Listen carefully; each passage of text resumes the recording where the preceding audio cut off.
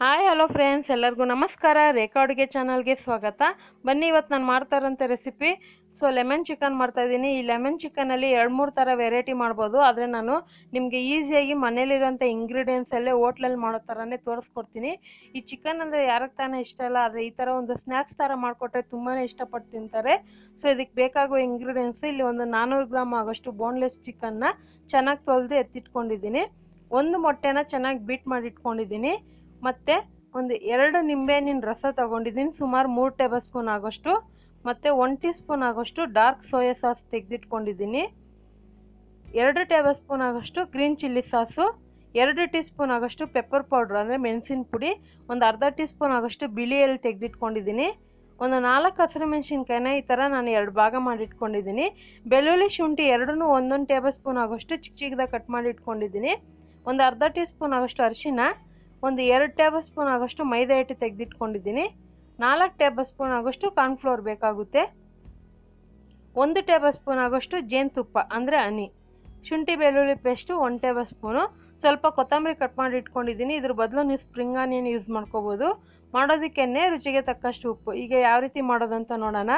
So ಇವಾಗ ನಾನು ಚಿಕನ್ನ boneless ತೆಗೆದಿಟ್ಕೊಂಡಿದ್ದೀನಿ. ನೀವು ಬೋನ್ ಇಷ್ಟಪಡೋದಾದರೆ ಮೂಳೆ ಸಮೇತನ ಹಾಕೊಬೋದು. ಇದಕ್ಕೆ ನಾನು ಒಂದು ಅರ್ಧ ಮೊಟ್ಟೆ ಬೀಟ್ ಮಾಡಿರೋದನ್ನ ಒಂದು ಅರ್ಧ ಮೊಟ್ಟೆ ಹಾಕ್ಕೊತಾ ಇದ್ದೀನಿ. ನೀವು ಅರ್ಧ ಕೆಜಿಗಿಂತ ಜಾಸ್ತಿ ಮಾಡೋದಾದರೆ ಒಂದು ಮೊಟ್ಟೆ ಪೂರ್ತಿಯಾಗಿ ಹಾಕ್ಕೊಳ್ಳಿ. ಸೊ ಇಲ್ಲಿ ಅರ್ಧ ಮೊಟ್ಟೆ ಹಾಕ್ಕೊಂಡಿದ್ದೀನಿ. ಇದಕ್ಕೆ ಖಾರಕ್ಕೆ ನಾನು 1 ಟೀ ಸ್ಪೂನ್ ಆಗೋಷ್ಟು ಪೆಪ್ಪರ್ ಪುಡಿ ಹಾಕ್ಕೊತಾ ಇದ್ದೀನಿ. ಇದಕ್ಕೆ 1 ಟೀ ಸ್ಪೂನ್ ಆಗೋಷ್ಟು ಡಾರ್ಕ್ ಸೋಯಾ ಸಾಸು. ಈ ಸಾಸ್ಗಳು ನಿಮಗೆಲ್ಲ ಅಂಗಡಿಗಳಲ್ಲೂ ಸಿಗುತ್ತೆ. ಈಗ ಇದಕ್ಕೆ 1 ಟೇಬಲ್ ಸ್ಪೂನ್ ಆಗೋಷ್ಟು ನಿಂಬೆಹಣ್ಣಿನ ರಸ ಹಾಕ್ಕೊತಾ ಇದ್ದೀನಿ. ಈಗ ಕಾರ್ನ್ಫ್ಲೋರು 3 ಟೇಬಲ್ ಸ್ಪೂನ್ ಹಾಕ್ಕೊಂಡು 1 ಟೇಬಲ್ ಸ್ಪೂನ್ ಆಗೋಷ್ಟು ಸಾಸಿಗೆ ಎತ್ತಿಟ್ಕೊತಾ ಇದ್ದೀನಿ. ಮತ್ತು ಶುಂಠಿ ಬೆಳ್ಳುಳ್ಳಿ ಪೇಸ್ಟು, ಮೈದಾ ಹಿಟ್ಟು ಇದೆಲ್ಲ ಹಾಕ್ಕೊಂಡು ಚೆನ್ನಾಗಿ ಮಿಕ್ಸ್ ಮಾಡ್ಕೊಳ್ಳೋಣ. ಮಿಕ್ಸ್ ಮಾಡೋವಾಗನೇ ಇದಕ್ಕೆ ಉಪ್ಪು ಒಂದು ಸ್ವಲ್ಪ ಹಾಕ್ಕೋಬೇಕಾಗುತ್ತೆ. ಯಾಕಂದರೆ ನಾವು ಫ್ರೈ ಮಾಡೋವಾಗೂ ಹಾಕ್ಕೋಬೇಕು, ಇವಾಗೂ ಹಾಕ್ಕೋಬೇಕು. ಒಂದು ಸ್ವಲ್ಪ ನೋಡಿ ಹಾಕ್ಕೊಳ್ಳೋಣ. ತುಂಬ ಜನನು ಕಮೆಂಟ್ ಮಾಡಿ ಕೇಳ್ತಾ ಇದ್ದೀರಿ ನಾನ್ ವೆಜ್ ರೆಸಿಪಿ ತೋರಿಸಿ ಅಂತ. ಸೊ ಇನ್ಮೇಲೆ ನಾನ್ ವೆಜ್ ರೆಸಿಪಿನೂ ತೋರಿಸ್ತೀನಿ. ಇದೊಂದು ಸ್ನ್ಯಾಕ್ಸ್ ರೆಸಿಪಿ ತುಂಬಾ ಚೆನ್ನಾಗಿರುತ್ತೆ. ನೀವು ಒಂದು ಸರಿ ಟ್ರೈ ಮಾಡಿ ನೋಡಿ. ಯಾವತ್ತೂ ಟ್ರೈ ಮಾಡಿಲ್ಲ ಅಂದರೆ ತುಂಬಾ ಇಷ್ಟಪಡ್ತೀರಾ. ಆದರೆ ಇಷ್ಟ ಆದರೆ ಒಂದು ಲೈಕ್ ಕೂಡ ಮಾಡಿ. ಈಗ ಇದಕ್ಕೆ ಒಂದು 2 ಟೇಬಲ್ ಸ್ಪೂನ್ ಆಗೋಷ್ಟು ನೀರು ಹಾಕ್ಕೊಂಡು ಚೆನ್ನಾಗಿ ಮಿಕ್ಸ್ ಮಾಡ್ಕೊತೀನಿ. ಈ ಥರ ಜಾಸ್ತಿ ನೀರು ಹಾಕೋಕ್ಕೆ ಹೋಗಬೇಡಿ. 1 ಟೇಬಲ್ ಸ್ಪೂನ್ ಅಥವಾ 2 ಟೇಬಲ್ ಸ್ಪೂನ್ ಆಗೋಷ್ಟು ನೀರು ಹಾಕ್ಕೊಳ್ಳಿ. ಯಾಕಂದರೆ ಆ ಸ್ಪೈಸಸ್ಸು ಅದೆಲ್ಲ ಚಿಕನ್ಗೆ ಚೆನ್ನಾಗಿ ಹಿಡಿಬೇಕು. ಸೊ ಇವಾಗಿಂದ ಚೆನ್ನಾಗಿ ಮಿಕ್ಸ್ ಮಾಡ್ಕೊತಾ ಇದ್ದೀನಿ. ಇದನ್ನು ಒಂದು ಅರ್ಧ ಗಂಟೆ ಹಾಗೆ ಬಿಡ್ತೀನಿ. ಒಂದು ಅರ್ಧ ಗಂಟೆ ಆದಮೇಲೆ ಇವಾಗ ಓಪನ್ ಮಾಡಿ ನೋಡೋಣ. ಅರ್ಧ ಗಂಟೆ ಯಾಕೆ ನೆನಿಬೇಕಂದ್ರೆ ಅದೆಲ್ಲ ಚೆನ್ನಾಗಿ ಆ ಸ್ಪೈಸಸ್ ಎಲ್ಲ ಚಿಕನ್ಗೆ ಇಟ್ಕೊಳ್ಳುತ್ತೆ. ಮತ್ತು ಚಿಕನ್ನು ತುಂಬಾ ಸಾಫ್ಟಾಗಿರುತ್ತೆ ತಿನ್ನೋದಕ್ಕೆ. ಚಿಕನ್ನ ನೀವು ಎಷ್ಟು ನೆನೆಸ್ತೀರೋ ಅಷ್ಟು ಸಾಫ್ಟಾಗಿರುತ್ತೆ. ಮತ್ತು ಆ ಫ್ಲೇವರ್ ಎಲ್ಲ ಚಿಕನಲ್ಲಿರುತ್ತೆ. ಹಂಗಾಗಿ ಸೊ ಇವಾಗ ಎಣ್ಣೆ ಕಾಯಕ್ಕೆ ಇಟ್ಕೊಂಡಿದ್ದೆ. ಯಾವಾಗೂ ಅಷ್ಟೇ ನಾನ್ ವೆಜ್ ನೀವು ಎಣ್ಣೆಲಿ ಫ್ರೈ ಮಾಡೋದಾದರೆ ಒಂದು ಸ್ವಲ್ಪ ಎಣ್ಣೆ ಹಾಕ್ಕೊಳ್ಳಿ. ಜಾಸ್ತಿ ಯೂಸ್ ಮಾಡೋಕ್ಕೆ ಹೋಗಬೇಡಿ, ಯಾಕಂದರೆ ಎಣ್ಣೆ ವೇಸ್ಟ್ ಆಗುತ್ತೆ. ಅದಕ್ಕೋಸ್ಕರನೇ ಎಣ್ಣೆನ ನೀವು ಮತ್ತೆ ರೀಯೂಸ್ ಮಾಡ್ಕೋಬೋದು ನಾನ್ ವೆಜ್ ರೆಸಿಪಿಗೆ. ಅದು 1 ವಾರಕ್ಕಿಂತ ಜಾಸ್ತಿ ಇಟ್ಕೋಬೇಡಿ. ಮತ್ತು ಇವಾಗ ನಾನು ಇದನ್ನು ಮೀಡಿಯಮ್ ಫ್ಲೇಮಲ್ಲಿ ಇಟ್ಕೊಂಡು ಇದನ್ನು ಚೆನ್ನಾಗಿ ಕಬಾಬ್ನ ಯಾವ ರೀತಿ ಬೇಯಿಸ್ಕೊತೀರೋ ಅದೇ ರೀತಿ ಇದನ್ನು ಒಂದು 4ರಿಂದ 5 ನಿಮಿಷ ಮೀಡಿಯಮ್ ಫ್ಲೇಮಲ್ಲೇ ಬೇಯಿಸ್ಕೊತೀನಿ. ನೀವು ಹೈ ಫ್ಲೇಮಲ್ಲಿ ಇಟ್ಕೊಂಡು ಮಾಡಿದ್ರೆ ಏನಾಗುತ್ತೆ ಅಂದರೆ ಮೇಲೆ ಚೆನ್ನಾಗಿ ಬೆಂದಿರುತ್ತೆ, ಒಳಗಡೆ ಬೆಂದಿರೋದಿಲ್ಲ. ಅದಕ್ಕೋಸ್ಕರನೇ ಕಡಿಮೆ ಉರಿ ಇಟ್ಕೊಂಡೆ ಇದನ್ನು ಬೇಯಿಸ್ಕೊಳ್ಳಿ. ಆದಷ್ಟು ಇದನ್ನು ಚೆನ್ನಾಗಿ ಸ್ವಲ್ಪ ಕ್ರಿಸ್ಪಿಯಾಗೋವರೆಗೂ ಬೇಯಿಸ್ಕೊಳ್ಳಿ. ನೋಡಿ, ಈ ಕಲರ್ ಬಂದರೆ ಸಾಕು. ಇವಾಗ ಕರೆಕ್ಟಾಗಿ ಬೆಂದಿದೆ ಇದು. ಹೋಟೆಲಲ್ಲಿ ಏನು ಮಾಡ್ತಾರೆ ಅಂದರೆ ಲೆಮನ್ ಚಿಕನ್ ಯೆಲ್ಲೋ ಕಲರಲ್ಲಿರುತ್ತೆ. ಚಿಕನ್ಗೆ ಫುಡ್ ಕಲರ್ ಹಾಕಿ ಬೇಯಿಸ್ಕೊಂಬಿಡ್ತಾರೆ ಅಥವಾ ಸಾಸಲ್ಲಿ ಹಾಕ್ಕೊಬಿಡ್ತಾರೆ. ಸೊ ನಾನು ನ್ಯಾಚುರಲಾಗಿ ಮನೆಯಲ್ಲಿರುವಂಥ ಇಂಗ್ರೀಡಿಯೆಂಟ್ಸಲ್ಲೇ ತೋರಿಸ್ತಾ ಇದ್ದೀನಿ. ಸೊ ತುಂಬಾ ಚೆನ್ನಾಗಿರುತ್ತೆ ಲೆಮನ್ ಚಿಕನ್ನು. ಸೊ ಈ ಥರ ಬೇಸಿಗೆ ಕಾಲದಲ್ಲೂ ಅಷ್ಟೇ ಚಿಕನ್ ನೀವೇನಾದರೂ ತುಂಬ ಇಷ್ಟಪಟ್ಟು ತಿನ್ನೋದಾದರೆ ಆದಷ್ಟು ಲೆಮನ್ನ ಉಪಯೋಗಿಸಿ, ಆವಾಗ ನಿಮಗೆ ಹೀಟ್ ಆಗೋದಿಲ್ಲ. ಇವಾಗ ಸಾಸ್ ರೆಡಿ ಮಾಡ್ಕೊಳ್ಳೋಣ. 1 ಕಪ್ಪಿಗೆ ಉಳಿದಿರೋಂಥ ಕಾರ್ನ್ಫ್ಲೋರ್ ಸುಮಾರು 1 ಟೇಬಲ್ ಸ್ಪೂನ್ ಆಗೋಷ್ಟು, ಮತ್ತು ಉಳಿದಿರೋಂಥ ನಿಂಬೆಹಣ್ಣಿನ ರಸ 1 ಟೇಬಲ್ ಸ್ಪೂನ್ ಜೇನುತುಪ್ಪ. ನೀವು ಜೇನುತುಪ್ಪ ಇಷ್ಟಪಡಲ್ಲ ಅಂದರೆ 1 ಟೀ ಸ್ಪೂನ್ ಆಗೋಷ್ಟು ಸಕ್ಕರೆ ಹಾಕ್ಕೊಳ್ಳಿ.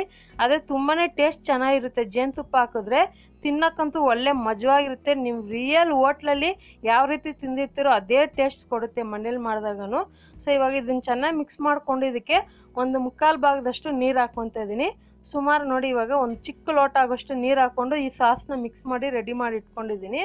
ಇವಾಗ ಇನ್ನೊಂದು ಫ್ರೈ ಪ್ಯಾನ್ ಇಟ್ಕೊಂಡು ಚಿಕನ್ ಫ್ರೈ ಮಾಡಿದ್ರಲ್ಲ ಅದೇ ಎಣ್ಣೆನ ನಾನು ಒಂದು 3 ಟೇಬಲ್ ಸ್ಪೂನ್ ಹಾಕ್ಕೊಂಡು ಇದಕ್ಕೆ ಶುಂಠಿ ಬೆಳ್ಳುಳ್ಳಿ ಚಿಕ್ಕ ಚಿಕ್ಕದಾಗಿ ಕಟ್ ಮಾಡಿರೋದನ್ನ ಹಾಕ್ಕೊಂಡು ಫ್ರೈ ಮಾಡ್ಕೊತೀನಿ. ನೀವೇನಾದರೂ ಈರುಳ್ಳಿ ಕ್ಯಾಪ್ಸಿಕಮ್ ಎಲ್ಲ ಬೇಕು ಅಂದರೆ ಅದು ಸಹ ದೊಡ್ಡ ದೊಡ್ಡದಾಗಿ ಕ್ಯೂಬ್ಸಾಗಿ ಕಟ್ ಮಾಡಿ ಯೂಸ್ ಮಾಡ್ಕೊಬೋದು. ಇವಾಗ ನಾನು ಗ್ರೀನ್ ಚಿಲ್ಲಿ ಸಾಸ್ ಹಾಕ್ಕೊತಾ ಇದ್ದೀನಿ. ನೀವು ಇಲ್ಲಿ ಫುಡ್ ಕಲರ್ ಸಹ ಹಾಕೋಬೋದು, ಆದರೆ ನಾನು ಅರಿಶಿನ ಉಪಯೋಗಿಸ್ತಾ ಇದ್ದೀನಿ. ಸೊ ಅರಿಶಿನ ಹಾಕ್ಕೊಂಡು ಇದನ್ನು ಚೆನ್ನಾಗಿ ಮೀಡಿಯಮ್ ಲೋ ಫ್ಲೇಮಲ್ಲಿ ಇಟ್ಕೊಂಡು ಇದನ್ನು ಫ್ರೈ ಮಾಡ್ಕೊಳ್ಳೋಣ. ಇವಾಗ ಸಾಸ್ ಹಾಕ್ಕೊತಾ ಇದ್ದೀನಿ. ಈ ಕಾರ್ನ್ಫ್ಲೋರ್ದು ಸಾಸ್ ಏನಿದೆ ಬೇಗನೆ ಗಟ್ಟಿಯಾಗುತ್ತೆ. ಸೊ ಅದಕ್ಕೋಸ್ಕರನೇ ಇದನ್ನು ಲೋ ಫ್ಲೇಮಲ್ಲಿ ಅಂದರೆ ಮೀಡಿಯಮ್ ಲೋ ಫ್ಲೇಮಲ್ಲಿ ಇಟ್ಕೊಂಡು ಇದನ್ನು ನಿಧಾನಕ್ಕೆ ಫ್ರೈ ಮಾಡ್ಕೊಳ್ಳಿ. ಯಾಕಂದರೆ ಕಾರ್ನ್ಫ್ಲೋರು ಬೇಗನೆ ಗಟ್ಟಿ ಆಗುತ್ತೆ, ಅದಕ್ಕೋಸ್ಕರನೇ. ಇವಾಗ ಚೆನ್ನಾಗಿದು ಫ್ರೈ ಆಗಿದೆ. ಇವಾಗ ನಾನು ಫ್ರೈ ಮಾಡಿರೋಂಥ ಚಿಕನ್ ಹಾಕ್ಕೊತಾ ಇದ್ದೀನಿ. ಇದಕ್ಕೆ ಮೆಣಸು ಪುಡಿ ಹಾಕ್ಕೊತಾ ಇದ್ದೀನಿ. ಯಾವುದೇ ರೀತಿ ಇದಕ್ಕೆ ರೆಡ್ ಕಲರ್ ಸಾಸ್ ಹಾಕಬೇಡಿ, ರೆಡ್ ಕಲರ್ ಖಾರದ ಪುಡಿ ಅಥವಾ ಏನು ಹಾಕಕ್ಕೆ ಹೋಗಬೇಡಿ. ಬೇಕು ಅಂದರೆ ನೀವು ಹಸಿಮೆಣ್ಸಿನ್ಕಾಯಿ ಅದೇ ಚಿಲ್ಲಿ ಪೇಸ್ಟ್ ಇದೆಯಲ್ಲ ಅದನ್ನು ಹಾಕ್ಕೊಳ್ಳಿ. ಸೊ ಇಲ್ಲಾಂದರೆ ನೀವು ಮೆಣಸು ಪುಡಿನೇ ಜಾಸ್ತಿ ಹಾಕ್ಕೊಳ್ಳಿ. ಇದನ್ನು ಹಾಕ್ಕೊಂಡು ಚೆನ್ನಾಗಿ ಸಾಸ್ ಜೊತೆಗೆ ಮೀಡಿಯಮ್ ಫ್ಲೇಮಲ್ಲೇ ಇಟ್ಕೊಂಡು ಫ್ರೈ ಮಾಡ್ಕೊತೀನಿ. ನೀವು ಹೈ ಫ್ಲೇಮಲ್ಲಿ ಇಟ್ಕೊಳಕ್ಕೆ ಹೋದರೆ ಅದು ಬೇಗನೆ ಅದು ಚೆನ್ನಾಗಿ ಟೇಸ್ಟ್ ಹಿಡಿಯೋದಿಲ್ಲ. ಸ್ವಲ್ಪ ಇದನ್ನು ನಿಧಾನಕ್ಕೆ ಬೇಯಿಸ್ಕೋಬೇಕಾಗುತ್ತೆ. ಏನಿಲ್ಲ ಅಂದ್ರೆ ಒಂದು 2 ನಿಮಿಷವರೆಗೂ ಈ ಥರ ಫ್ರೈ ಮಾಡ್ಕೊಳ್ಳಿ. ಸೊ ಇದು ಆ ಸಾಸ್ ಎಲ್ಲ ಚೆನ್ನಾಗಿ ಚಿಕನ್ಗೆ ಇಟ್ಕೋಬೇಕು. ಒಂದು 2 ನಿಮಿಷ ಆದಮೇಲೆ ನೋಡ್ತಾ ಇರ್ಬೋದು ಚೆನ್ನಾಗಿ ಒಳ್ಳೆ ಕಲರ್ ಬಂದಿದೆ. ಆ ಸಾಸು ನಾವು ಜೇನುತುಪ್ಪ ಹಾಕಿದ್ದೀರಲ್ಲ ತುಂಬಾ ಟೇಸ್ಟಾಗಿರುತ್ತೆ ತಿನ್ನೋದಕ್ಕೆ. ಇವಾಗ ನಾನು ಹಸಿಮೆಣ್ಸಿನ್ಕಾಯಿ ಹಾಕ್ಕೊತಾ ಇದ್ದೀನಿ. ಸುಮಾರು ಒಂದು 4 ಹಸಿಮೆಣ್ಸಿನ್ಕಾಯಿ ಇದೆಲ್ಲ ಹಾಕ್ಕೊಂಡು ಚೆನ್ನಾಗಿ ಫ್ರೈ ಮಾಡ್ಕೊಳ್ಳೋಣ. ನೀವೇನಾದರೂ ಸ್ಪ್ರಿಂಗ್ ಆನಿಯನ್ ಇಟ್ಕೊಂಡಿದ್ರೆ ಮನೇಲಿ ಅದನ್ನು ಯೂಸ್ ಮಾಡ್ಕೋಬೋದು, ಆದರೆ ನಾನು ಇಲ್ಲಿ ಕೊತ್ತಂಬರಿ ಯೂಸ್ ಮಾಡ್ಕೊತೀನಿ. ಸೊ ಇವಾಗ ಇದನ್ನು ಚೆನ್ನಾಗಿ ಫ್ರೈ ಮಾಡಿದ್ದೀನಿ. ನೋಡ್ತಾ ಇರ್ಬೋದು ಫ್ರೈ ಪ್ಯಾನಲ್ಲಿ ಎಣ್ಣೆ ಮಾತ್ರ ಬಿಟ್ಕೊಂಡಿದೆ, ಆ ಸಾಸ್ ಎಲ್ಲ ಚಿಕನ್ಗೆ ಅಂಟ್ಕೊಂಡಿದೆ. ಇವಾಗ ಕೊನೆಯಲ್ಲಿ ಕೊತ್ತಂಬರಿ ಹಾಕ್ಕೊತಾ ಇದ್ದೀನಿ.